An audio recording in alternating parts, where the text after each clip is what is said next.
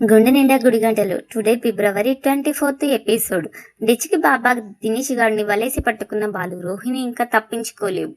24th ఎపిసోడ్లో మనోజ్ని అడ్డం పెట్టుకుని దొంగ లెటర్లు రాసి ఆ నిందని బాలుపై వేయడానికి చూస్తాడు దినేష్. అయితే ఆ లెటర్ రాసింది బాలుని అని అందరి ముందు అవమానిస్తాడు మనోజ్.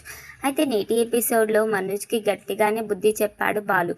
ఈరోజు రాత్రి ప్రసారం కాబోయే ఎపిసోడ్లో ఏమైందంటే, ఈ ఇంట్లో ఉండడానికి మీకు హక్కు ఎంత ఉందో నాకు అంతే హక్కు ఉందని అత్త ప్రభావతికి ఇచ్చి పడేస్తుంది మీనా. రాత్రి ప్రసారం కాబోయే ఎపిసోడ్లో ఏమైందంటే, ఎక్స్ట్రాల్ చేస్తే మా ఆయన కాళ్ళు చేతులు విరగొడతాడంటూ మనోజ్కి వార్నింగ్ ఇస్తుంది మీనా. వాడు అలా రౌడీయిజం చేస్తాడని నా జాగ్రత్తలో నేను ఉన్నా అంటూ బాడీ గార్డ్స్ని పిలుస్తాడు మనోజ్. ఇప్పుడు పిలు మీ ఆయన్ని అని బిల్డప్ కొడతాడు మనోజ్. మీ బాడీ గార్డ్స్ అవసరమేమో, మా ఆయనకి గుండె ధైర్యం ఉంది. మంచి కోరి చెప్తే మీకే అర్థం కావడం లేదు, పిలుస్తున్నా ఉండండి అంటూ కాల్ చేయబోతుంది మీనా. ఇక మాటల్లోనే బాలు ఎంటర్ ఇస్తాడు. జరిగింది మొత్తం బాలుకి చెప్తుంది మీనా. ఇక బాలు రావడంతోనే, ఏరా నేను నీకు ఉత్తరాలు రాసి బెదిరించానా? ఎవడ్రా నీకు చెప్పిన సన్నాసి? ముందు తన్నాల్సింది వాడికి కాదురా, నీకు అంటూ మనోజ్కి కాలర్ పట్టుకుంటాడు బాలు. మీద చేయి వేస్తే మామూలుగా ఉండదు అని అంటాడు మనోజ్. ఏంట్రా ఎక్కువ మాట్లాడుతున్నావు అంటూ మనోజ్ని తిప్పి తిప్పి కొడతాడు బాలు. ఇంతలో బాలు తండ్రి అడ్డుకొని, ఏంట్రా ఇది అసలు ఇల్లేనా, మీరు అన్నదమ్ములేనా, నా ముందే కొట్టుకొని చేస్తారని చివాట్లు పెడతాడు. మరి లేకపోతే ఏంటి నాన్న, నేను వీడికి ఉత్తరాలు రాస్తానా అని అంటాడు బాలు. హాల్లో మీద చేయి వేస్తే బాగోదు, నా వెనుక ఎవరున్నారో చూసావు కదా, బాడీగార్డ్స్ ఉన్నాడు అని అంటాడు. ఏంట్రా బాడీగార్డు అంటూ బాలు చేయి లేపేసరికి ఆ బాడీగార్డు వచ్చి బాలుని పట్టుకుంటాడు. బాలుకి సర్రమని కాలి బాడీగార్డ్స్ని ఒక గుద్దు గుద్దుతాడు. దెబ్బకి వెళ్ళి మనోజ్కి అంటుకుపోతాడు బాడీగార్డ్. అప్పుడు అయిపోతున్నాను, కాపాడండి కాపాడండి అని అరుస్తాడు మనోజ్. రే నాకు నీ పైన అనుమానంగా ఉంది, మీ భార్యాభర్తలు ఇద్దరు ఏదో కుట్ర చేశారని అంటుంది ప్రభావతి. మేము ఏదైనా చేయాలనుకుంటే మా ఆయన ఒక గుద్దుతే చాలు, మేము ముద్దుల కొడుకు మంచినీళ్ళు కూడా అడగడు అని అంటుంది మీనా. ఏంటి నువ్వు మాటలతోనే మీ ఆయన గుద్దులతోనే చంపేస్తారా, లేకపోతే వీడు నాకు గుండెపోటు వస్తుందని రాస్తాడా అని ఫైర్ అవుతుంది ప్రభావతి. గుండెపోటు గుండె ఉన్న వాళ్ళకి వస్తుంది, అసలు ఏం జరిగింది అని అడుగుతాడు బాలు. అప్పుడు రోహిణి జరిగింది మొత్తం చెప్తుంది. వాడు చెప్పినప్పుడు పిలవాల్సింది, ఒక గుద్దుకు చంపేసేవాడిని అని అంటాడు బాలు. ఆ మాటతో మీనా చెప్పిన వాడిపై నాకు ఇప్పుడు అనుమానం వస్తుంది, వాడిపై అనుమానం రాకుండా నీ పైకి నెట్టేశాడేమో అని అంటుంది. దాంతో బాలు, రే సన్నాసి మాటలు నమ్మి గుడ్డి సన్నాసి, వాడు అలా చెప్పినప్పుడు నన్ను పిలిస్తే అక్కడ నిజం చెప్పించేవాడిని కదరా, ఎవడో చెప్పిన దానికి నన్ను అనుమానిస్తావేంట్రా? ఏ సన్నాసి అయిన కొడుకుకైనా కన్న తల్లికి గుండెపోటు వస్తుందని ఉత్తరం రాస్తాడని అంటాడు.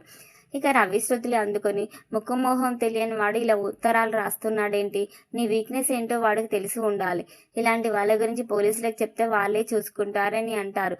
ఇంతలో రోహిణి కంగారుగా, పోలీసులు కేసులను తిరిగితే బిజినెస్ పాడవుతుంది, కస్టమర్స్ రారు అని జారుకుంటుంది.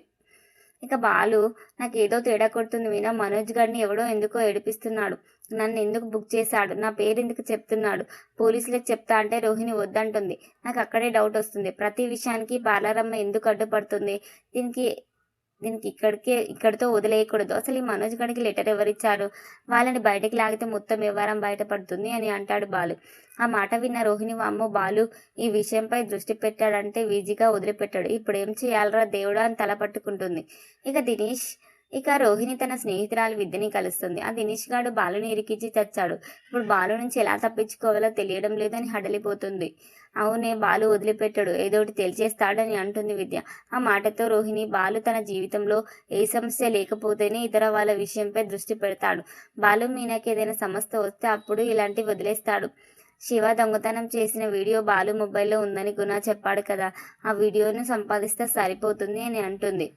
మరి బాలు మొబైల్లో ఉన్న వీడియో మనకి ఎలా వస్తుంది అని విద్య అడిగితే, నువ్వు బాలు కార్ని బుక్ చేసుకో, నీ ఫోన్లో ఛార్జింగ్ అయిపోయిందని అతని ఫోన్ తీసుకో, కాల్ చేస్తున్నట్టు నటిస్తూ అందులో ఉన్న వీడియో నాకు పంపించు అని ప్లాన్ చేస్తుంది రోహిణి. వామ్మో, ఈ పని చేసింది నేనే అని తెలిస్తే చంపేస్తాడని అంటుంది విద్య. నా కోసం మా మాత్రం చేయలేవా, నా జీవితం నీ చేతుల్లోనే ఉంది అని అంటూ బ్రతిమలాడుతుంది రోహిణి.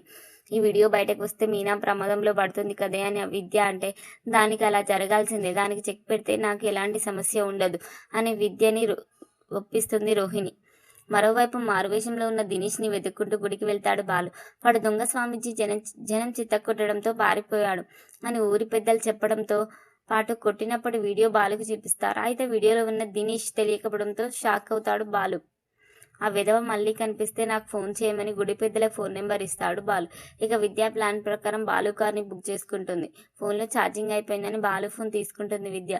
బాలుని మెల్లగా మాటల్లో పెట్టి వీడియో పంపించేసరికి కరెక్ట్ టైంకి మీనా నుంచి కాల్ వస్తుంది. ఏ మీనా, ఫోన్ ఇలా ఇవ్వని తీసుకున్న బాలు, నేనే నీకు కాల్ చేద్దాం అనుకున్నా, నువ్వు చేసావు. మనోజ్కి లెటర్ రాసేవాడు ఎవడో తెలిసిపోయింది మీనా, వాడిని పట్టేసుకున్నాను అంటాడు బాలు. ఆ మాట విన్న విద్య, ఆ దినేష్ గాడు దొరికాడంటే రోహిణి కూడా దొరికేసినట్టే అని కంగారు పడుతుంది. నువ్వు చెప్పిన ప్లేస్ వచ్చింది దిగు అంటూ విద్యను కారు దింపేస్తాడు బాలు. ఇక విద్య, దినేష్ గాడు బాలుకి దొరికిపోయాడు. ఆ లెటర్లో రాసింది కూడా దినేష్ గాడే అని బాలు మీనాకి చెప్పాడు. నువ్వు ఒకసారి జాగ్రత్తగా ఉండు అంటూ రోహిణికి హడలెత్తిస్తుంది విద్య.